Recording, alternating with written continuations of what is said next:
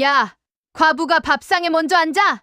그 한마디에 숟가락을 들던 손이 그대로 멈췄다. 식탁 위에 있던 따뜻한 밥에서 김이 올라오고 있었지만 나는 그 온기를 느끼지 못했다. 그날 나는 처음으로 깨달았다. 아, 나는 이 집에서 가족이 아니구나. 추석 아침이었다. 새벽 4시, 알람이 울리기도 전에 눈이 떠졌다. 몸이 먼저 기억하고 있었다. 나는 조용히 일어나 부엌으로 갔다. 찬 바닥이 발에 닿았다. 가스불을 켜고 기름을 두르고 전 부칠 준비를 했다. 지글 기름 튀는 소리가 아직 어두운 집안에 퍼졌다. 나물 5가지, 전 6종류, 탕, 찌개, 밥, 제사상까지. 혼자서 20년째였다. 손등이 몇 번이나 기름에 데었다. 따끔한 통증이 올라왔지만 그때마다 물에 잠깐 담갔다가 다시 일을 이어갔다. 멈출 수 없었다. 아침 8시, 하나 둘씩 사람들이 내려왔다. 밥 됐어? 시어머니 정말 짜였다. 나는 고개를 숙였다. 네, 어머님. 방금 됐어요. 그녀는 아무 말 없이 앉았다. 수고했다는 말은 없었다. 단 한 번도 없었다. 20년 동안 둘째 동서 박지연은 구시에 내려왔다. 하품을 하며 식탁에 앉더니 말했다. 언니 나 밥 줘. 나는 조용히 밥을 퍼서 건넸다. 그녀는 밥을 받아들고 거실로 가 TV를 켰다. 반찬도 좀 가져다 줘. 나는 3번을 왔다 갔다 하며 반찬을 날랐다. 셋째 동서 최유리는 10시에 왔다. 문을 열고 들어오며 웃었다. 언니 나 아침 먹고 왔어. 그 말에 손이 잠깐 멈췄다. 이미 다 먹고 왔다고? 과일 좀 먹어. 언니가 깎아줘. 나는 아무 말 없이 과일을 깎았다. 내 이름은 김서연. 22에 이 집에 들어왔다. 그리고 지금은 42. 남편 없이 여전히 이 집에 남아있는 사람이다. 남편 이준호. 그가 떠난 건 5년 전이었다. 여보 미안해. 병실에서 내 손을 잡고 그가 그렇게 말했다. 나는 고개를 저었다. 그런 말하지 마요. 하지만 그는 알고 있었다. 자기가 떠나면 내가 이 집에서 어떻게 될지. 2년 동안 병간호를 했다. 항암, 수술, 회복. 그 모든 시간을 함께 버텼다. 그동안 병원에 온 사람은 손에 꼽았다. 시어머니는 거의 오지 않았다. 병원 냄새 맡으면 머리 아파. 동서들은 더했다. 언니, 애들 때문에 바빠서. 결국 마지막까지 옆에 있던 건 나와 시아버지 이태식이었다. 그는 말이 거의 없는 사람이었다. 병실 한쪽에 조용히 앉아 아들을 바라보던 사람. 어느 날 그가 나에게 말했다. 며느리 고생 많다. 그 한마디에 눈물이 날 뻔했다. 그게 2년 동안 들은 유일한 위로였다. 남편이 떠난 날 장례식이 끝나자마자 시어머니가 말했다. 이제 어디 갈 거야? 나는 그 말을 이해하지 못했다. 네, 과부 됐으면 친정 가야지. 심장이 내려앉았다. 그때 며느리는 여기 있어. 시아버지였다. 짧고 단호한 말. 그 덕분에 나는 쫓겨나지 않았다. 하지만 그날 이후 모든 것이 더 심해졌다. 과부 주제에 밥값이나 해. 놀고 먹으려고 남았어? 깔 데도 없잖아. 나는 대답하지 않았다. 대신 더 일했다. 더 참고 더 버텼다. 매일 아침 나는 시아버지 방으로 갔다. 아버님 식사하세요. 따뜻한 밥을 차리고 약을 챙겨드리고 이불을 정리했다. 그는 늘 같은 말을 했다. 고맙다. 그 한마디가 내 하루의 전부였다. 추석 전날 밤 시계는 새벽 2시를 가리키고 있었다. 나는 아직도 부엌에 서 있었다. 전 냄새가 온 집안에 가득했다. 손은 이미 감각이 둔해져 있었다. 그때 아직 안 잤어? 뒤를 돌아보니 시아버지가 서 있었다. 아버님 죄송해요. 시끄러우셨죠? 그는 고개를 저었다. 그리고 내 손을 봤다. 손 괜찮아? 나는 급히 뒤로 숨겼다. 괜찮아요. 별거 아니에요. 그는 한참 동안 아무 말도 하지 않았다. 그리고 20년 동안 봤다. 나는 그 말을 이해하지 못했다. 뭐려? 그는 짧게 말했다. 다. 순간 이상하게 심장이 뛰었다. 그는 한 발짝 다가오더니 낮게 말했다. 내일 끝낸다. 그 말이 머릿속에서 계속 맴돌았다. 끝낸다고? 뭘? 그날 밤 나는 잠을 이루지 못했다. 그리고 다음 날, 추석. 모든 게 평소와 같았다. 나는 부엌에서 뛰어다녔고 그들은 거실에서 웃고 있었다. 커피 좀 타줘. 물 좀 가져와. 숟가락 없어. 나는 계속 움직였다. 밥 한 숟갈도 못 먹은 채. 그리고 저녁. 모두가 식탁에 앉았을 때였다. 아. 시어머니가 나를 쳐다봤다. 과부가 밥상에 오래 앉아 있으면 안 되지. 공기가 멈췄다. 설거지나 해. 나는 자리에서 일어나려 했다. 그 순간, 그만해. 처음 듣는 목소리였다. 낮고 단단한. 모두의 시선이 한 곳으로 향했다. 시아버지. 그는 천천히 자리에서 일어났다. 그리고 아무 말 없이 방으로 들어갔다. 잠시 후 그가 다시 나왔다. 손에는 낡은 서류 봉투가 들려 있었다. 20년 동안 다 봤다. 봉투가 식탁 위에 떨어졌다. 툭! 이제 끝내자. 그 순간 나는 알았다. 이 집의 20년이 지금 무너지고 있다는 걸. 이게 뭔지 알아? 시아버지 이태식이 서류 봉투에서 종이를 꺼냈다. 낡고 빳빳한 종이였다. 하지만 그의 손은 전혀 떨리지 않았다. 20년 동안 기록한 거다. 순간 식탁 위 공기가 굳었다. 기록이요? 둘째 동서 박지연이 어이없다는 듯 웃었다. 아버님 무슨 기록을. 앉아. 짧은 한마디. 그녀의 말이 중간에 끊겼다. 읽는다. 종이가 한 장 넘어갔다. 사각. 그 소리가 유난히 크게 들렸다. 2006년 추석. 내 심장이 멎는 줄 알았다. 첫째 며느리 김서연. 새벽 4시 기상. 전 나물 탕 전담. 내 이름이 나왔다. 같은 날. 둘째 며느리 박지연. 오전 11시 기상. TV 시청. 일 없음. 지연의 얼굴이 굳었다. 셋째 며느리 최유리. 오후 도착. 식사 후 낮잠. 유리가 고개를 떨궜다. 이게 뭐야? 지연이 중얼거렸다. 다음. 종이가 또 넘어갔다. 2010년 설날. 첫째 며느리 김서연. 제사 음식 준비 및 설거지 3시간. 손이 떨렸다. 둘째 며느리 박지연. 손목 통증 이후로 불참. 같은 날 백화점 카드 사용 내역 확인. 아버님. 지연이 벌떡 일어났다. 그건 앉아. 이번엔 더 낫고 더 단단했다. 지연이 다시 앉았다. 셋째 며느리 최유리. 허리 통증 이후로 불참. 종이가 다시 넘어갔다. 같은 날 SNS 게시물. 친구들이랑 카페 데이트. 유리 얼굴이 창백해졌다. 아버님 그건. 다음.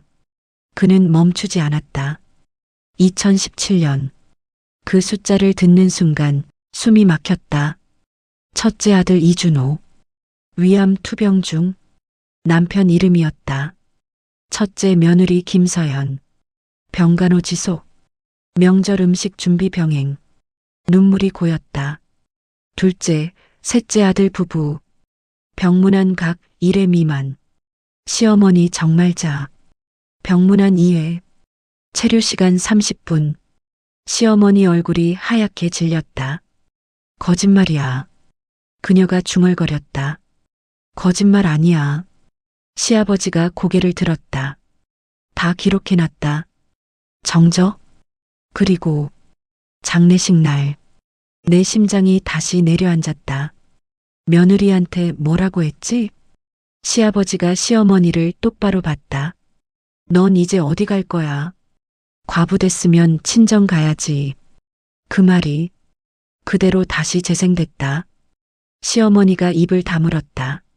그날 내가 안 막았으면 이 며느리는 쫓겨났어. 아무도 말하지 못했다. 왜 안 쫓아냈는지 알아? 시아버지가 물었다. 일할 사람이 필요했으니까. 그 말이 방안을 찢었다. 나는 숨을 들이켰다. 아버님, 저희가 언제? 둘째 아들이 말을 꺼냈다. 너는 오늘 뭐라고 했지? 시아버지 시선이 그에게 향했다. 그는 입을 다물었다. 팔자가 새서 오빠가 먼저 간 거야. 공기가 얼어붙었다. 그 말, 오늘 부엌에서 들었던 말이었다. 다 들었다. 시아버지가 주머니에 손을 넣었다. 그리고 꺼낸 것, 작은 녹음기였다. 이건 3년치다. 녹음기요? 그래. 버튼이 눌렸다. 지직. 그리고 과부 주제에 밥값이나 해라. 시어머니 목소리였다. 나는 몸이 굳었다. 놀고 먹을 거야? 다음. 언니는 어차피 갈 데도 없잖아. 지연이었다. 언니가 하면 되지. 유리 목소리. 웃음까지 그대로 담겨 있었다. 팔자가 새서 남편 잡아먹은 거야. 신우이의 목소리까지. 녹음이 멈췄다. 완전한 침묵. 누구도 움직이지 않았다. 이제 알겠냐? 시아버지가 말했다. 내가 왜 오늘까지 기다렸는지. 나는 손을 꽉 쥐었다. 심장이 미친 듯이 뛰었다. 그는 다시 봉투 안에서 다른 서류를 꺼냈다. 이번엔 더 두꺼웠다. 이건 잠시 멈췄다. 그리고 내 재산 목록이다. 순간 모든 시선이 그 종이로 쏠렸다. 재산이요? 둘째 아들이 중얼거렸다. 시골 땅이랑 이 집 그거 아니에요? 시아버지가 웃었다. 처음 보는 웃음이었다. 그렇게 알고 있었지. 그리고 망한 줄 알았지? 모두가 멈췄다. 망한 척했다. 심장이 내려앉는 소리가 들리는 것 같았다. 사업 접은 게 아니라 정리한 거다. 그는 종이를 식탁 위에 펼쳤다. 강남 빌딩 2채. 뭐요? 경기도 토지 3,000평? 숨이 막혔다. 그리고 마지막 장. 현금 포함 총 자산. 그가 천천히 말했다. 300억. 그 순간 식탁이 폭발했다. 300억이요? 둘째 아들 이도연의 목소리가 떨렸다. 아버지, 지금 농담이죠? 아무도 웃지 않았다. 시아버지 이태식은 그저 조용히 서류를 내려다보고 있었다. 농담 아니다. 짧고 확실한 한마디. 순간 집안 공기가 완전히 뒤집혔다. 아버지, 그럼 그 재산이다. 셋째 아들 이준석이 말을 꺼냈다. 눈빛이 달라져 있었다. 조금 전까지 무관심하던 눈이 아니었다. 탐욕. 그 감정이 너무 선명하게 보였다. 그래서 이제 나눠주시는 거죠? 둘째 동서 박지연이 빠르게 말을 붙였다. 그동안 몰라서 그렇지. 저희도 다 가족인데. 말끝이 흐려졌지만 의도는 분명했다. 그때 조용히 해. 시아버지의 목소리가 공기를 눌렀다. 그리고 천천히 다른 서류를 꺼냈다. 이번에는 완전히 새로운 문서였다. 두툼한 종이, 공증 도장이 찍힌. 이건 유언장이다. 심장이 멎는 것 같았다. 유언장이요? 시어머니 정말 작아. 벌떡 일어났다. 당신 지금 제정신이야? 그녀의 목소리가 떨렸다. 아직 멀쩡하다. 시아버지는 눈 하나 깜빡하지 않았다. 그래서 미리 써놨다. 그는 종이를 펼쳤다. 읽는다. 그 한마디에 모두가 숨을 죽였다. 나 이태식은 다음과 같이 유언한다. 종이가 미세하게 흔들렸다. 하지만 그의 목소리는 흔들리지 않았다. 첫째, 잠깐의 정적. 강남 소재 빌딩 2채. 숨이 멎는 느낌. 김서연에게 상속한다. 네. 내 입에서 저절로 소리가 나왔다. 뭐라고요? 시어머니가 소리쳤다. 둘째, 시아버지는 멈추지 않았다. 경기도 토지 3,000평. 김서연에게 상속한다. 말도 안 돼. 셋째, 예금 50억 원. 김서연에게 상속한다. 손이 떨렸다. 넷째, 마지막. 기타 현금 자산 전부. 김서연에게 상속한다. 정적? 완전한 정적. 그 누구도 말을 하지 못했다. 잠깐만요. 이도연이 벌떡 일어났다. 아버지, 저희는요. 목소리가 갈라졌다. 자식들인데요. 시아버지가 천천히 시선을 들었다. 그리고 말했다. 있다. 순간 희망이 번졌다. 다섯째, 배우자 정말자에게 본주택 거주권만 인정한다. 시어머니 얼굴이 굳었다. 소유권은 없다. 여섯째, 둘째 아들 이도현, 셋째 아들 이준석, 딸 이수경에게 숨을 삼키는 소리. 각각 100만 원씩 상속한다. 뭐요? 시간이 멈췄다. 100만 원? 이준석이 멍하니 중얼거렸다. 300억 중에. 시아버지가 고개를 끄덕였다. 그래. 그리고 한마디. 효도한 값이다. 그 말이 칼처럼 꽂혔다. 아버지. 시어머니가 테이블을 쳤다. 이건 미친 짓이야. 자식들 놔두고 며느리한테 다 준다고. 그녀의 얼굴이 일그러졌다. 당신 제정신 아니야. 정신 멀쩡하다. 시아버지의 목소리는 조용했지만 단단했다. 오히려 지금이 제일 또렷하다. 이건 인정 못해요. 박지현이 울먹이며 소리쳤다. 소송할 거예요. 해라. 너무 쉽게 나온 대답이었다. 모두가 멈췄다. 변호사 선임해 놨다. 심장이 철렁 내려앉았다. 공증도 받았고 녹음 파일도 있다. 그는 천천히 말했다. 소송하면. 잠깐 멈췄다. 너희들 한 짓 전부 공개된다. 숨막히는 정적. 언론에도 넘길 수 있고 인터넷에도 올릴 수 있다. 누군가 침을 삼켰다. 제목도 좋지. 그가 낮게 웃었다. 며느리 20년 착취한 가족. 그 말 한마디에 모든 사람이 입을 다물었다. 완전히. 시아버지가 마지막으로 나를 바라봤다. 서연아, 나는 아무 말도 못했다. 이건 내 거다. 눈물이 터졌다. 20년 값이다.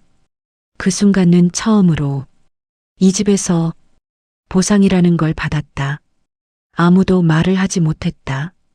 조금 전까지 시끄럽던 거실이 거짓말처럼 조용해졌다. 시어머니 정말자는 그 자리에 주저앉았다. 이럴 수가 이럴 수가. 손으로 바닥을 짚은 채 중얼거렸다. 둘째 동서 박지연은 입을 막고 울고 있었고 셋째 동서 최유리는 고개를 들지 못했다. 아들들 역시 마찬가지였다. 조금 전까지 가족을 외치던 사람들이 이제는 아무 말도 하지 못했다. 그때 엄마, 낯익은 목소리가 들렸다. 내 아들, 이준서였다. 무슨 일이야? 그는 상황을 이해하지 못한 채 거실을 둘러봤다. 왜 다들 이래? 나는 아무 말도 하지 못했다. 그때 시아버지가 천천히 준서에게 다가갔다. 준서야, 내 할아버지, 내 엄마 고생한 거 알지? 준서가 고개를 끄덕였다. 알아요. 목소리가 떨렸다. 새벽에 일어나서 일하는 거, 혼자 다 하는 거 다 알아요. 내 눈물이 멈추지 않았다. 왜 아무 말 안 했어? 시아버지가 물었다. 준서가 고개를 숙였다. 엄마가 참으라고 했어요. 심장이 내려앉았다. 조금만 참자고, 내가 졸업할 때까지만. 그 말에 숨이 막혔다. 나는 준서를 끌어안았다. 미안해. 엄마. 준서가 울었다. 그 모습을 보던 시아버지가 조용히 말했다. 이제 끝이다. 그 한마디가 모든 걸 정리했다. 이제 이 집에서 내 엄마 고생은 끝이다. 그날 밤 나는 시아버지 방 앞에 서 있었다. 문을 두드릴까 말까 한참을 망설였다. 들어와. 안에서 목소리가 들렸다. 문을 열고 들어갔다. 시아버지는 창밖을 보고 있었다. 아버님, 목이 메었다. 왜 저한테 이렇게까지 해주세요? 한참의 침묵. 그리고 나도 참았거든. 그가 천천히 말했다. 나는 고개를 들었다. 50년. 그의 눈이 조용히 흔들렸다. 너 시어머니한테 눌려서 살았다. 나는 말을 잇지 못했다. 사업해서 돈 벌어도 내 뜻대로 쓴 적 없다. 그의 손이 천천히 주먹을 쥐었다. 내 의견은 무시당하고 그냥 없는 사람처럼 살았다. 그 말이 내 가슴을 찔렀다. 근데 너를 보니까 그가 나를 바라봤다. 나갔더라. 눈물이 떨어졌다. 참고 또 참고 그러다 인생 다 지나가. 그는 고개를 저었다. 그건 안 된다 싶었다. 나는 아무 말도 못했다. 내가 못한 거 너라도 하게 해줘야겠다. 그 말에 참고 있던 눈물이 터졌다. 아버님, 그는 내 손을 잡았다. 이제 내 인생 살아. 짧은 말. 하지만 그 어떤 말보다 무거웠다. 한 달 뒤 나는 짐을 쌌다. 엄마 진짜 나가는 거야? 준서가 물었다. 응. 나는 웃었다. 우리 이제 따로 살자. 그날 나는 20년 살던 집을 나왔다. 새 집은 크지 않았다. 하지만 햇살이 들어왔다. 처음이었다.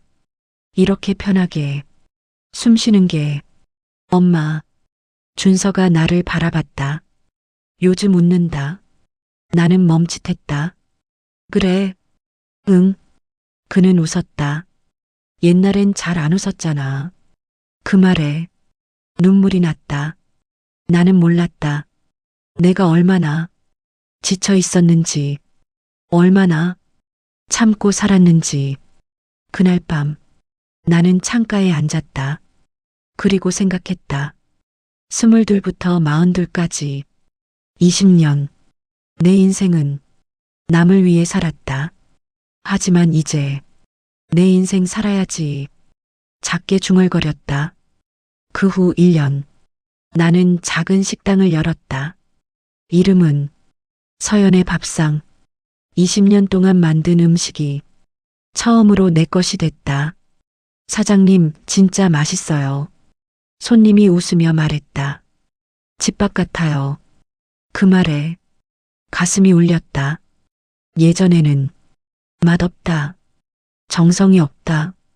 그 말만 들었는데 이제는 또 올게요. 그 한마디가 나를 웃게 했다. 시아버지는 일주일에 한 번씩 왔다. 오늘 뭐가 맛있어? 갈비탕이요. 그거지. 그가 웃었다. 요즘 얼굴 좋다. 나는 웃었다. 아버님 덕분이에요. 그는 고개를 저었다. 내가 버틴 거다. 그 말이 마음에 남았다. 추석이 다시 왔다. 1년 후. 이번에 올 수 있어? 시아버지에게 연락이 왔다. 나는 잠시 망설이다가 갈게요. 그 집에 다시 들어섰다. 문을 여는 순간 모든 게 달라져 있었다. 언니 왔어? 박지연이 먼저 일어났다. 이번엔 같이 준비하자. 나는 잠시 멈췄다. 그래. 그때 서연이는 앉아. 시아버지였다. 오늘은 손님이다. 나는 소파에 앉았다. 부엌에서는 동서들이 우왕좌왕하고 있었다. 전 어떻게 붙여? 몰라, 너 해. 그 모습을 보며 나는 웃었다. 조금은 씁쓸하게, 하지만 분명하게. 이제는 내 차례가 아니라는 걸 알고 있었으니까. 그날 밤 나는 다시 한번 느꼈다. 참았던 20년이 사라진 건 아니지만 이제는 그 위에 내 인생이 시작됐다는 걸. 여러분은 어떻게 생각하시나요? 만약 여러분이 김서연이라면 20년을 참고 살 수 있었을까요? 아니면 중간에 떠났을까요? 그리고 이태식 같은 사람이 여러분 인생에도 한 번쯤 필요하다고 느끼셨나요? 여러분의 생각을 댓글로 남겨주세요. 한 분 한 분 다 읽어보겠습니다. 그리고 혹시 지금 혼자 참고 버티고 계신 분이 있다면 기억하세요. 누군가는 보고 있습니다. 그리고 언젠가 그 시간이 여러분 편이 되어줄 수도 있습니다. 다음 이야기에서도 더 강렬한 사연으로 찾아올게요. 구독과 좋아요는 큰 힘이 됩니다.